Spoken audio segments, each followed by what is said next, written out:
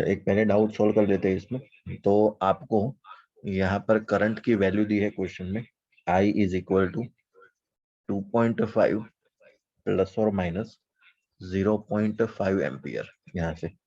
और उसको कहा है कि when the current of 2.5 plus और minus 0.5 ampere is pass from the wire, then there is a difference of 20 plus और minus 1 volt in electric potential. मतलब पोटेंशियल की भी वैल्यू दी है, और वो जो वैल्यू है वो 20 प्लस और माइनस 1 वोल्ट, ये ऐसा दी है। ठीक है, तो ये जो है ना रीडिंग है, आपको पता है, और रीडिंग जो लिखने का तरीका है वो भी आपको पता है कि कैसे रीडिंग लिखा जाता है। तो 0.5 ये एम्पियर बाहर, ठीक है। और आपको पूछा है कि the resistance of the wire is, है ना। तो रेजिस्टेंस पूछा गया है, तो पहले मैं आपको थोड़ा समझा दूं ये है क्या और कैसे इसको सॉल्व करना है। अब सबसे पहले तो जो क्वेश्चन देने का तरीका है ना, उसको जरा ध्यान से देखिए। तो क्वेश्चन कैसे उसने दिया है, ये आई है, तो ये उसका रीडिंग है, और पीछे प्लस और माइनस 0.5 जो है उसकी एरर है ना, तो डेल्टा आई है वो। ये वोल्टेज है 20, और प्लस और माइनस 1 मतलब डेल्टा वी, मतलब आपका वोल्टेज में जो वेरिएशन आ रहा है रीडिंग में वो है। तो उसने रेजिस्टेंस की वैल्यू पूछी है, तो आप रेजिस्टेंस की वैल्यू जो है ना वो ऐसे लिखेंगे, यहाँ पर वैल्यू आएगी उसकी, और प्लस और माइनस डेल्टा आर, तो आपका आंसर भी ऐसे होगा, है ना। तो पहले तो आर की वैल्यू निकालेंगे, और उसके बाद उसमें एरर भी निकालनी है साथ में, है ना। तो दोनों चीजें हमें निकालनी है। तो चलो, हमें ओम्स लॉ तो फॉर्मूला पता ही है, V is equal to I R, so we can write R is equal to V by I. तो मैं सबसे पहले तो सिंपली R निकाल सकता हूँ यहाँ से। देखो वोल्टेज की वैल्यू है कितनी, 20, डिवाइड बाई आई, आई कितना है आपका 2.5, तो 20 डिवाइड बाई 2.5, दैट मीन्स ये हो जाएगा आपका 8, है ना। तो यहाँ से जो 8 ओम आर की वैल्यू आ जाएगी। अब क्या बचता है, उसका डेल्टा आर निकालना बचता है। तो डेल्टा आर निकालने का बहुत ही आसान तरीका है, आपने वो रिलेटिव एरर पता है आपको, है ना। तो ये आर की अगर रिलेटिव एरर लिखनी है तो क्या मैं ऐसे फॉर्मूला लिखूंगा, delta R by R is equal to delta V by V plus delta I by I, है ना। डिवाइड में है, लेकिन आपको पता है कि एरर जो होती है वो हमेशा ऐड होनी चाहिए, है ना। तो यहाँ से मुझे डेल्टा आर मिल जाएगा। We can write delta R is equal to delta V by V plus delta I by I, और मल्टीप्लीकेशन में आ जाएगा आपका आर। चलिए, सभी वैल्यू डेटा में दी गई है, तो सभी वैल्यू को हम यहाँ पर पुट कर देते हैं। चलो, तो we can write delta R is equal to, बताओ डेल्टा वी की वैल्यू कितनी है अभी यहाँ से, 0.5। नहीं, वी नीचे है 1, अरे सॉरी वो करंट है, सर, हुआ 1। और वोल्टेज जो है तुम्हारा 20 है, ठीक है, प्लस अब डेल्टा आई बताओ, 0.5। 0.5, और करंट जो है वो में दिया है 2.5। 2.5। ओके, और जो आर जो मल्टीप्लीकेशन है वो आर हमने अभी निकाला, वो था 8। तो ये सॉल्व करके जरा बताओ डेल्टा आर कितना आता है। ये रीडिंग लिखने का तरीका है, मतलब जैसे मैंने आपको कहा ना कि रीडिंग प्लस और माइनस एरर के साथ होता है, तो ऐसे निकाला गया है इसको। बहुत ही आसान तरीका है सॉल्व करने का। ये आपके लिए पहली बार आया है तो इसलिए कंफ्यूजन क्रिएट हुआ होगा, पहली बार आप ये सेशन सॉल्व कर रहे हैं।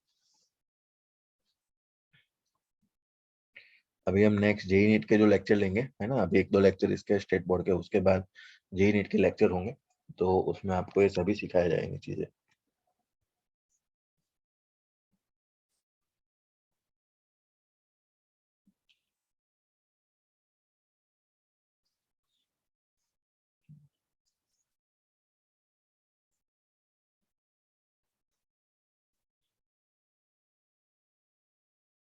सॉल्व कर दीजिए आराम से। सर 2 आया। 2 आ गया, ओके, तो 2 2। आया सर। ओके, तो अब फाइनल रिजल्ट जैसे है ना, मैंने यहाँ पर लिखा, देखो ऐसे लिखना होता है। तो वो आर की वैल्यू होगी, तो आर की वैल्यू आप कितनी लाए यहाँ पर, 8 ओम लेकर आए, प्लस और माइनस डेल्टा आर कितना लाए, ये 2, है ना। तो ये पीछे यूनिट लग जाएगा उसका ओ, है ना। ये ऐसे रिजल्ट आपको मिल जाएगा, है ना, आ जाता है ना ये आंसर। Yes sir. ठीक है, चलो, ओके।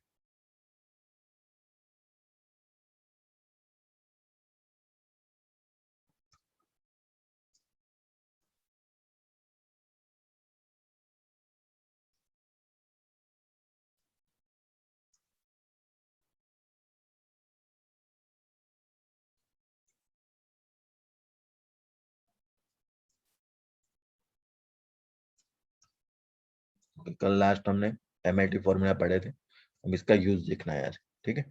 तो deduce the relation among the physical quantities, है ना, सबसे पहला यूज है ना, 2-3 यूज है अच्छे उसके अच्छे, लेकिन ये सबसे ज्यादा पूछे जाने वाला क्वेश्चन ये है ना। उसके बाद प्रिंसिपल ऑफ होमोजेनिटी है, वो मैक्सिमम टाइम उसके क्वेश्चन आते हैं जेईई नीट में, ये सबसे ज्यादा पूछे जाने वाला क्वेश्चन है ना। मतलब ऐसे ये प्रॉपर आप, ये बेसिक क्वेश्चन है आपका एग्जाम्पल 2.17, ये अगर आपको समझ में आ गया तो उसके बाद आप कोई भी क्वेश्चन, है ना, वो जब भी हम जेईई नीट के लेक्चर में देखेंगे तो आपको ऐसे क्वेश्चन, लेकिन वहां पर फिजिकल क्वांटिटी चेंज होगी, है ना, जैसे यहाँ पर कुछ लिया है वहां पर कुछ अलग होगी, लेकिन प्रोसेस जो है वो सेम रहेगी, है ना। तो प्रोसेस आप फॉलो कर लीजिए इसकी प्रॉपर। उसके बाद और भी इसके 1-2 प्रैक्टिस के लिए भी डाले हैं मैंने, है ना, तो प्रैक्टिस आज के आ रही है, कर लेंगे इसकी भी। तो चलिए स्टार्ट करते हैं।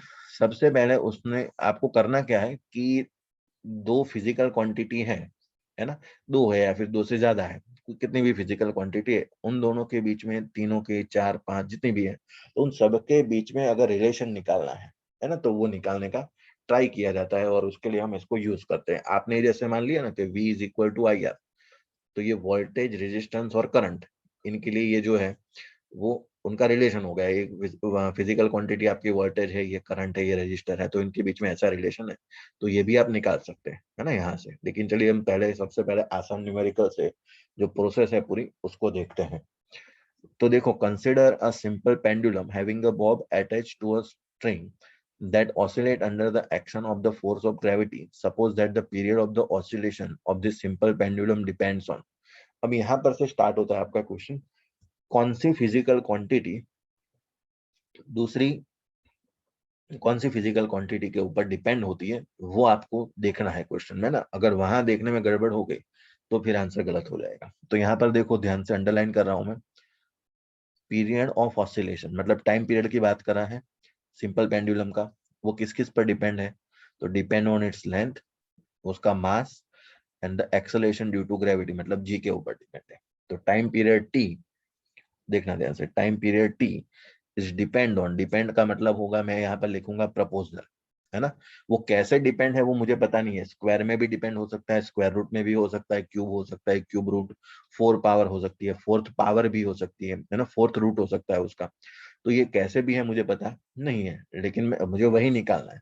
लेकिन ये तो मैं जनरल लिखूंगा अभी कि टाइम पीरियड टी जो है वो किसके इसके ऊपर डिपेंड है, तो यहाँ से लेंथ के ऊपर डिपेंड है, फिर ये मास के ऊपर डिपेंड है, और ये जी के ऊपर डिपेंड, ऐसा कहा है उसने, है ना, mass of the bob and the acceleration due to gravity. चलो इन तीनों के ऊपर ये डिपेंड है। तो अब देखते हैं टाइम पीरियड कैसे। अब देखो यहाँ पर, जैसे मैंने कहा ना आपको कि किस किस पर डिपेंड है, तो एल, एम और जी के ऊपर डिपेंड है, लेकिन अब कैसे डिपेंड है, तो कैसे डिपेंड है मुझे पता नहीं है। कैसे डिपेंड का मतलब एल का स्क्वायर है, एम का स्क्वायर रूट है, जी की पावर 3 है, वो मुझे पता नहीं है, तो वही निकालना है। तो आप क्या करेंगे कि एजम्पशन ले लेंगे यहाँ पर कि मैं एल की पावर ए मान लेता हूँ, एम की पावर बी मान लेता हूँ, और जी की पावर सी मान लेता हूँ। तो इसका सीधा मतलब हुआ कि मेरा जो एम है वो ए बी से निकालना है। अब आपको एक चीज पता है, जब भी प्रोपोर्शनलिटी हटाई जाती है तो हमेशा कोई ना कोई कांस्टेंट रखते हैं हम, है ना। तो चलिए कांस्टेंट भी रख देते हैं यहाँ पर। तो टी इज इक्वल टू, यहाँ से के times L raise to A, M raise to B, G raise to C, ऐसे करके, ठीक है। तो प्रपोजल रहने पर कोई कांस्टेंट रखा जाता है, और कांस्टेंट हम जनरली के ले लेते हैं यहाँ पर। अब एक चीज यहाँ पर ये भी है कि कांस्टेंट जो है वो निकलता नहीं है, मैं अभी लास्ट में बताऊंगा आपको कि इसकी एक लिमिटेशन भी है, ये जो मेथड हम पढ़ रहे हैं उसकी तो लिमिटेशन लास्ट में डिस्कस करते हैं। अब हमें करना क्या है कि आपके जो है ना, ये जो एमएलटी फॉर्मूला लिखना है, लेफ्ट साइड और राइट साइड के एमएलटी फॉर्मूला लिखिए। और एमएलटी फॉर्मूला लिखने के बाद एक प्रिंसिपल होता है, प्रिंसिपल ऑफ होमोजेनिटी, है ना, इसका भी यूज कर सकते हैं। या फिर आप ऐसे कहेंगे कि आपका जो मतलब कि कोई भी फिजिकल क्वांटिटी है, मान लो कि हमने ऐसा लिखा कि V is equal to I R, चलो हमने लास्ट जो न्यूमेरिकल किया ना उसके ऊपर से ही मैं बता देता हूँ, V is equal to I R. तो ये वोल्टेज है और ये है आपका आई आर, ठीक है। तो इस साइड जो लेफ्ट साइड आपका जो एमएलटी फॉर्मूला होगा, है ना, सुनना ध्यान से, लेफ्ट साइड आपका जो एमएलटी फॉर्मूला होगा वही आई और आर का मल्टीप्लीकेशन का एमएलटी फॉर्मूला होगा, ठीक है। आप ऐसा नहीं है कि इस साइड आप मास लिखेंगे और इस साइड आप लेंथ लिखेंगे, क्या ये तो सही है? नहीं, ये तो गलत हो गया। लेफ्ट साइड में मास है और राइट साइड में लेंथ है, ये मास इक्वल टू लेंथ, ये तो कभी पॉसिबल नहीं होता है। क्या पॉसिबल होता है? Mass is equal to mass, है ना। अब मास की क्वांटिटी कुछ अलग हो सकती है ना, 1 kg मास उधर है तो 2 kg मास, 3 kg मास, ऐसे। है ना। वो क्वांटिटी के बारे में मैं नहीं बता रहा हूँ, मैं आपको फिजिकल क्वांटिटी के बारे में एमएलटी बता रहा हूँ उसका, है ना। तो अलग मान लो 1 kg इज इक्वल 2 kg नहीं कर सकते, लेकिन आप मास तो है वो तो क्लियर है दोनों साइड यहाँ पर। तो वो नंबर यहाँ पर मैं बात नहीं कर रहा हूँ, यहाँ पर ये N1 N2 क्या है मुझे पता नहीं है, उसके बारे में तो हम डिस्कस ही नहीं कर रहे हैं। फिजिकल क्वांटिटी के बारे में, यहाँ मास है तो यहाँ भी मास होना चाहिए। ये मास इक्वल टू लेंथ कभी पॉसिबल नहीं होता है। तो उसका मतलब कि उसका एमएलटी भी तो क्या सेम होगा, तो लेफ्ट साइड और राइट साइड का एमएलटी भी सेम होना चाहिए, है ना। इधर अकेला सिर्फ वी का है, इधर आई और आर के मल्टीप्लीकेशन का है ना, ऐसे करके। चलो तो उसको बस कंपैरिजन करना है, बाकी तो कुछ है नहीं।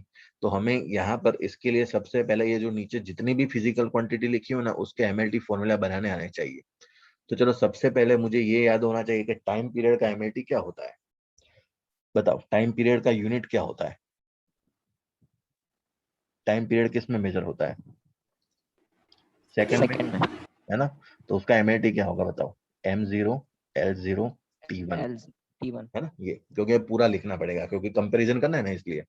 तो मैं यहाँ पे लेफ्ट साइड लिखूंगा M0 L0 T1 is equal to K times, है ना। K तो ऐसे घूमता रहेगा लास्ट तक, उसका कुछ होने वाला नहीं है। L की पावर A लेंथ है, लेंथ का एमएलटी क्या होगा बताओ, मीट। L1, L1 मीटर मतलब L की पावर 1, और उसकी भी पावर A है ना। देखो L का तो L1 लिखा और उसकी पावर A है रेस टू, तो A लिख दो।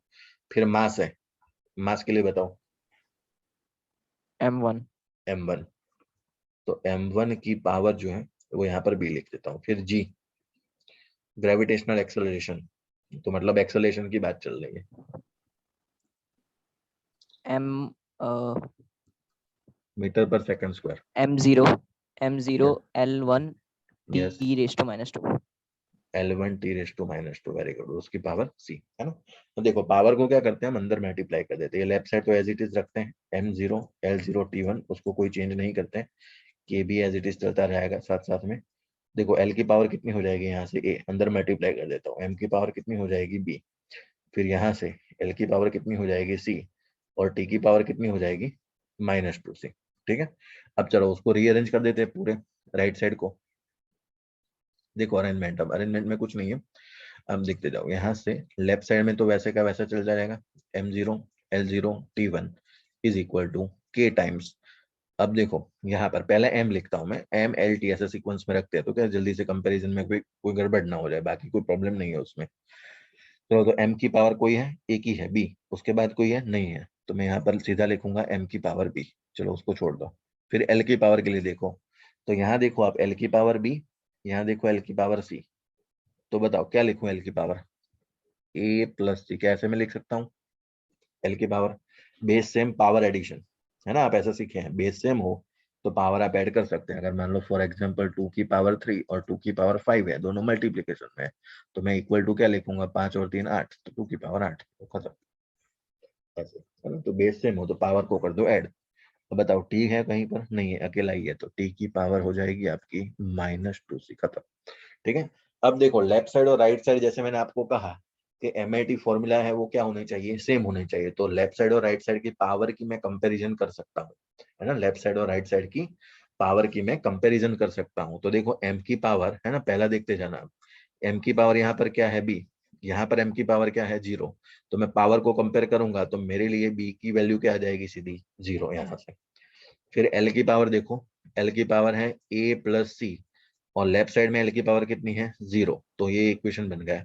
फिर टी की पावर यहाँ पर कितनी है -2C, और टी की पावर यहाँ पर क्या है 1, तो मैं यहाँ से -2C इसकी पावर और इसकी पावर 1 इसको कंपेयर कर लेता हूँ। तो C इज इक्वल टू क्या बचेगा -1/2, और C इज इक्वल टू -1/2 यहाँ रख देता हूँ। तो A -1/2 is equal to 0, so we can write A is equal to 1/2। देखो मेरा एम क्या था, ABC निकालना था, मिल गया। अब ABC मिलने के बाद बस जो मेन इक्वेशन है उसके अंदर मैं सभी की वैल्यू पुट कर देता हूँ, तो मेरा जो इक्वेशन है वो फाइनल बन जाएगा यहाँ से। चलिए तो देखते हैं, K इज इक्वल टू, है ना, इस वाले इक्वेशन में पुट करता हूँ, K तो एज इट इज रहेगा, उसमें कोई चेंज नहीं है। L की पावर A की वैल्यू कितनी है 1/2, so we can write L is to 1/2। M की पावर B की वैल्यू कितनी है 0, तो वो लिखने की जरूरत नहीं। G की पावर C, और C की पावर कितनी है -1/2, ये हो गया खत्म। तो क्या मैं ऐसे लिख सकता हूँ टी इज इक्वल टू के, देखो 1/2 मतलब स्क्वायर रूट, ये -1/2 मतलब नीचे जाकर स्क्वायर रूट, तो मैं दोनों का कॉमन स्क्वायर रूट लिख देता हूँ L/G। T is equal to k under root L/G। अब इसकी लिमिटेशन क्या है, सुनना ध्यान से। आपका जो के था ना वो पहले से साथ साथ में चलता रहा है और लास्ट में भी के लटक गया है, अब उसको आप कुछ नहीं कर सकते। तो आप याद रखो कि जब भी आप ये इसको अप्लाई करें, एमआईटी का जो एप्लीकेशन है उसमें आप कांस्टेंट की वैल्यू जो है वो फाइंड नहीं कर सकते सबसे पहले, है ना, उसकी लिमिटेशन याद रख लो। अब कांस्टेंट की वैल्यू मिलेगी कहाँ से, तो ये क्वेश्चन होगा। तो कांस्टेंट की जो वैल्यू होती है वो साइंटिस्ट जो है वो बाय एक्सपेरिमेंट निकालते हैं, है ना, सुनना ध्यान से। साइंटिस्ट जो है वो बाय एक्सपेरिमेंट निकालेंगे और एक्सपेरिमेंट में ऐसा पाया गया जो के की वैल्यू है वो 2 पाई है, तो टाइम पीरियड का टोटल फॉर्मूला हो जाएगा के इज इक्वल टू 2 पाई, के बदले मैंने 2 पाई रख दिया अंडर रूट L/G। आप होगा कि आपने एक ऐसा न्यूमेरिकल ऑलरेडी कर लिया है इस फॉर्मूला को यूज करके, ठीक है। तो ये t is equal to 2 pi under root L/G। आप के की वैल्यू नहीं निकाल सकते, के की वैल्यू एक्चुअल में साइंटिस्ट निकालते हैं बाय एक्सपेरिमेंट, है ना, तो वो आपके हाथ में नहीं है। तो ये उसकी एक लिमिटेशन है। बाकी आप कोई भी फिजिकल क्वांटिटी के बीच में रिलेशन जो है वो डिराइव कर सकते हैं इस मेथड से।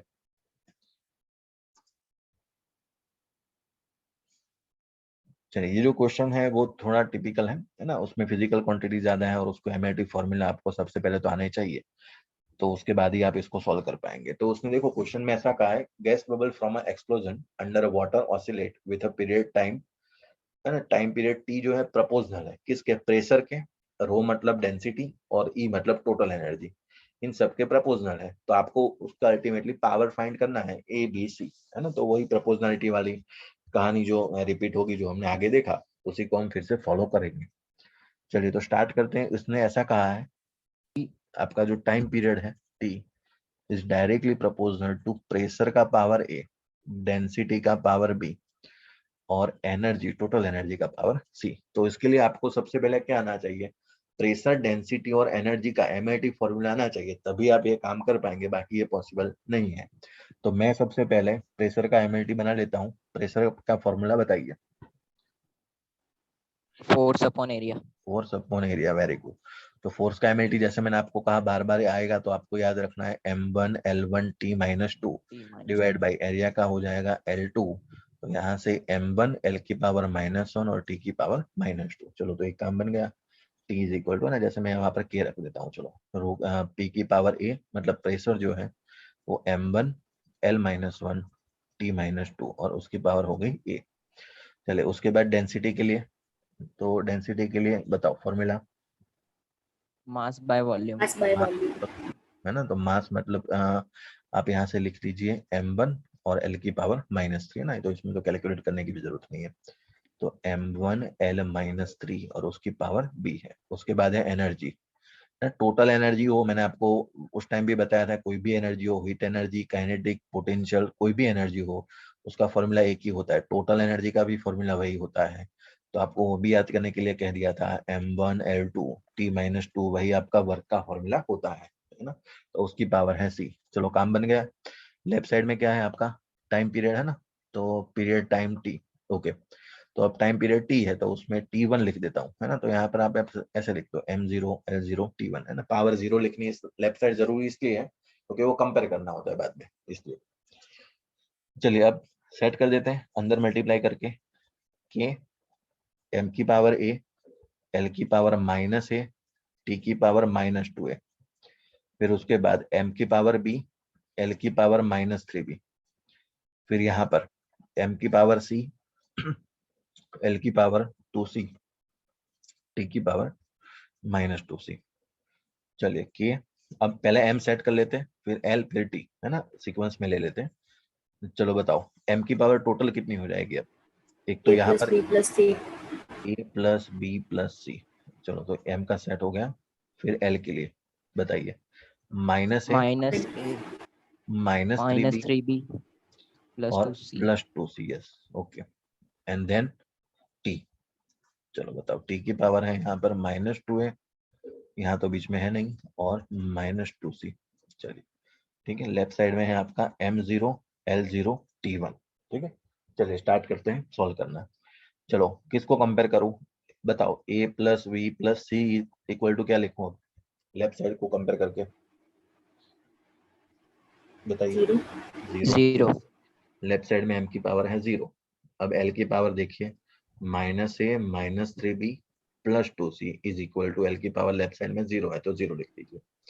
अब यहाँ पर -2a -2c is equal to t की पावर है 1। देख लीजिए, अब 3 वेरिएबल 3 इक्वेशन है ना, तो आप इसको सॉल्व कर लीजिए तो आपका एबीसी निकल जाएगा। तो चलिए सॉल्व करना स्टार्ट करते हैं। यहाँ से इस इक्वेशन को मैं ऐसा भी तो लिख सकता हूँ, देखो ये 2 कॉमन निकाल दूं तो मैं ऐसे भी लिख सकता हूँ a plus c is equal to, है ना, -1/2। आप ऐसे भी लिख सकते हैं, ऐसे लिखना है, या फिर आप इसको ऐसे भी जाने दीजिए तो भी कोई प्रॉब्लम नहीं है ना। चलो एक उड़ाकर स्टार्ट करते हैं। एक ऊपर नीचे लिखे तो समझ में आए किसको क्या उड़ाना है। a plus b plus c is equal to 0। Second one is -a -3b plus 2c is equal to 0। तीसरा जो इक्वेशन है वो है आपका -2a -2c -2a -2c is equal to 0। ऊपर नीचे सीक्वेंस में लिखेंगे कोफिशिएंट तो जल्दी समझ में आएगा। तो देखो जितने वेरिएबल होते हैं ना उतने इक्वेशन चाहिए। 10th में आप 2 वेरिएबल इक्वेशन सीख चुके हैं। 3 वेरिएबल आप देखेंगे यहाँ पर, तो आपको 2 वेरिएबल सॉल्व करना आता है तो 3 में से 2 बना लीजिए इक्वेशन, है ना, तो जल्दी सॉल्व हो जाएगा। आप देखेंगे तो इसमें से बताओ कैसे आप सॉल्व करें इसको। क्या कोई आपके पास है आइडिया इसमें सॉल्व करने के लिए?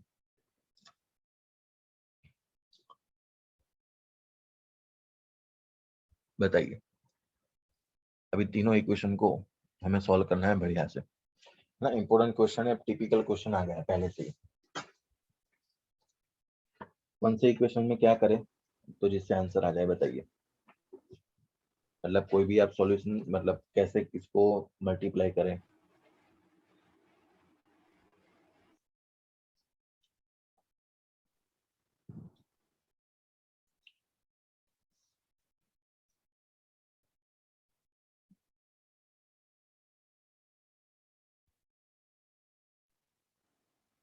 क्या ये इक्वेशन नंबर 1, ये इक्वेशन नंबर 2, ये हो गया आपका इक्वेशन नंबर 3। चलिए, तो क्या ऐसे कर सकता हूं मैं, पहले और दूसरे को अगर ऐड कर लूं, 1 + 2 तो -a + a तो उड़ गया, b - 3b मतलब कितना बचा, -2b, c + 2c मतलब +2c इज इक्वल टू 0। ऐसा हो गया। देखिए आप, तो मेरे पास एक इक्वेशन आ गया a + b के लिए, है ना, तो ये 2 कॉमन निकाल लीजिए, तो -b + c is equal to 0। So we can write b - c is equal to 0। So we can write b is equal to c। देख लीजिए, क्या यहाँ तक क्लियर है? पहले और दूसरे को मैंने ऐड कर लिया सिर्फ। Equation number 1 plus equation number 2, फिर से बता रहा हूँ, -a + a 0, b -3b, तो b में से 3b गया तो कितना बचा, -2b, फिर c + 2c, ठीक है, तो c + 2c, अरे यहाँ पर गड़बड़ हो गई, c + 3c कर देना है। Okay okay, let me correct first. तो b और c के बीच में रिलेशन निकाल के काम कर लेते हैं जल्दी से। -2b यहाँ पर, c + 2c that means that is 3c is equal to 0 यहाँ से। तो आप यहाँ से लिख सकते हैं सीधा, देखिए ये हो गया आपका 2b -2b, मतलब ऐसे लिख दीजिए आप, 2b is equal to 3c। So we can write b is equal to 3/2c, है ना, ये b की वैल्यू आ गई आपके 3/2c। चलिए, अब जो b की वैल्यू आई है आपकी, वो वैल्यू आप यहाँ से, यहाँ पर b की वैल्यू यहाँ पर पुट कर लीजिए। देखिए सेकंड इक्वेशन में, तो काम बन जाएगा आपका b की वैल्यू 3/2c, तो a और c का इक्वेशन बन जाएगा, है ना। तो b की वैल्यू जो है ना वो मैं यहाँ पर पुट कर रहा हूँ। देखिए, है ना, थोड़ा लंबा प्रोसेस है। ये 12th में आएंगे ना आप, तो 12th में करंट इलेक्ट्रिसिटी वाले चैप्टर में आपको ऐसे इक्वेशन सॉल्व करने के लिए पूछे जाएंगे, है ना। चलिए, तो मैं सबसे पहले तो है ना लेफ्ट साइड वाला ये मिटा देता हूँ पूरा, है ना। ये ऑलरेडी आप वीडियो देखेंगे तो आप पॉज करके उसको लिख देना, है ना।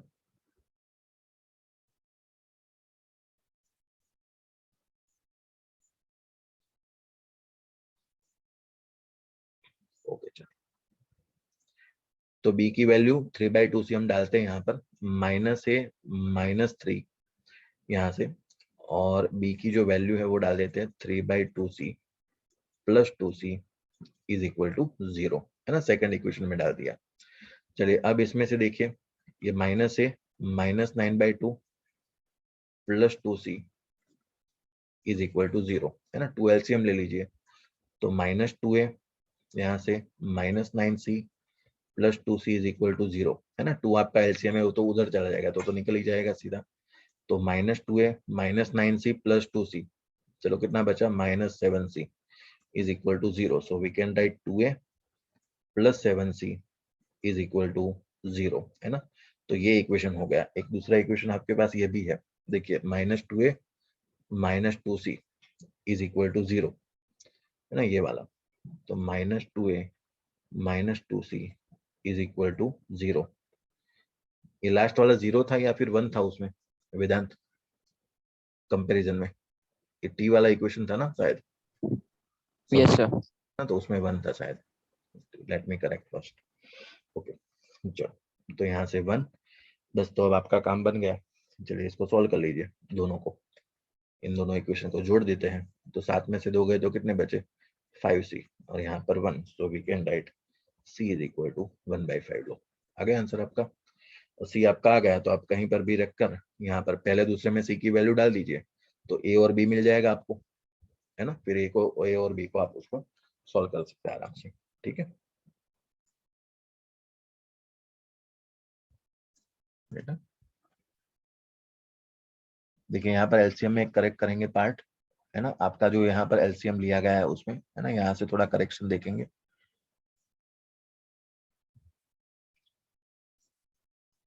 पूरा ही मैं अब सॉल्व करके देता हूँ ना, 2 पार्ट जो बचे हैं फिर उसके बाद। चलो, तो यहाँ से एलसीएम लेंगे तो -2a -9c प्लस यहाँ से 4c, ये 2 इसके साथ भी मल्टीप्लाई होगा, और 2 देखो उस साइड जाएगा ना तो वो तो 0 हो जाएगा। तो -2a, फिर यहाँ पर -9c प्लस 4c, बताओ कितना बचा, 9c और 4c, मतलब 5 बचा, -5c। -5c is equal to 0। तो आप इसको प्लस कर सकते हैं, मतलब आप ऐसे भी लिख सकते हैं 2a plus 5c is equal to 0। आप इस तीसरे इक्वेशन के साथ उसको कंपेयर कर लीजिए। तो ये हो गया -2a -2c is equal to 1। तो ये देखो 2a कैंसल, 5 में से 2 गए तो 3c is equal to 1। So we can write c is equal to 1/3। चलो, तो c 1/3 आया, तो क्या b मिल जाएगा आपको, देखो यहाँ से b इज इक्वल टू क्या है, 3/2c। तो 3/2 और c की वैल्यू क्या है, 1/3। तो ये हो जाएगा आपका 3/6 यहाँ से, है ना। तो b इज इक्वल टू 3/6 से, मतलब c की वैल्यू वहां पर डाल दीजिए, तो यहाँ से b मिल जाएगा, और b की वैल्यू आप पुट करेंगे, है ना। तो 3/6 अरे मल्टीप्लाई 1/2 ही हो जाएगा ना सीधा, तो उसमें भी कोई प्रॉब्लम नहीं है, 1/2। और b मिल गया, तो अब आप यहाँ पर c और b की वैल्यू यहाँ पर पुट कर लीजिए, a plus b plus c में। तो a की जो वैल्यू है वो निकालनी है, प्लस b की जो वैल्यू हमने अभी निकाली है 1/2, और c की जो वैल्यू है वो भी हमने निकाली 1/3 इज इक्वल टू 0, है ना। तो आप इसको सॉल्व करेंगे, तो इसको सॉल्व करने पर ये 3 और ये 2 और नीचे 6, तो 5/6, और उधर जाएगा तो -5/6, तो इट इज -5/6।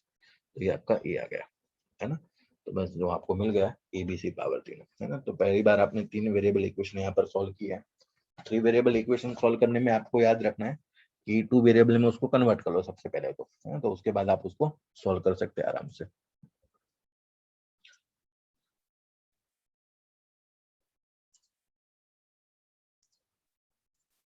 चलिए, उसके बाद नेक्स्ट ये क्वेश्चन ट्राई कीजिए, मैं आपको बता देता हूँ, फिर उसके बाद आप ट्राई कीजिए। An object is falling freely under the action of gravitational force, its velocity after travelling a distance h, है ना, ट्रांसफरिंग नहीं, travelling a distance h is v, है ना। h डिस्टेंस ट्रैवल करने पर उसकी वेलोसिटी हो जाती है v। If v depends upon a gravitational acceleration g and distance, है ना। तो वेलोसिटी जो है वो आपकी किस पे डिपेंड है, तो हाइट के ऊपर डिपेंड है। यहाँ पर डिस्टेंस है, मतलब फ्री फॉलिंग नीचे गिर रहा है, तो उसकी हाइट मतलब डिस्टेंस हाइट पर डिपेंड है, साथ साथ में वो g के ऊपर भी डिपेंड है, ठीक है। तो आपको करना कुछ नहीं है, आपको उसकी पावर निकालनी है ना। यहाँ पर a पावर और b पावर मान, इसकी पावर a, इसकी पावर b। बताओ वेलोसिटी का एमएलटी क्या लिखूं मैं यहाँ पर, m0 m0 l1 l1 और की t -1 1 -1 -1 yes मीटर पर second is equal to k times h, मतलब हाइट, मतलब लेंथ, मीटर l1 l1, और उसकी पावर a। फिर ग्रेविटेशनल एक्सेलरेशन g, उसके लिए बताओ, अभी निकाला था, एक्सेलरेशन ही है मीटर पर सेकंड स्क्वायर, यहां से बताओ। Sir M1 sorry M0 L1 L1 T⁻², T⁻², और उसकी पावर है b आपके, ठीक है। चलो अब a और b निकाल के आप मुझे बताइए क्या ये सही आ रहा है। इक्वेशन आपको एनालाइज करना है।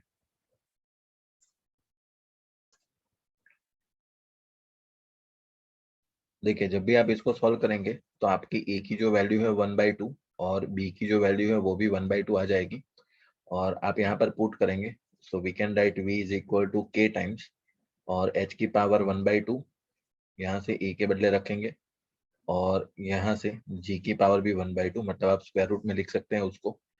तो यहाँ से v is equal to k √gh आप लिख सकते हैं ना। ऐसा मैंने कहा कि आप इसमें से कांस्टेंट कभी निकाल नहीं सकते, तो ये एक प्रॉब्लम हो जाएगा, कांस्टेंट जो है वो आपका एज इट इज रह जाएगा, ठीक है।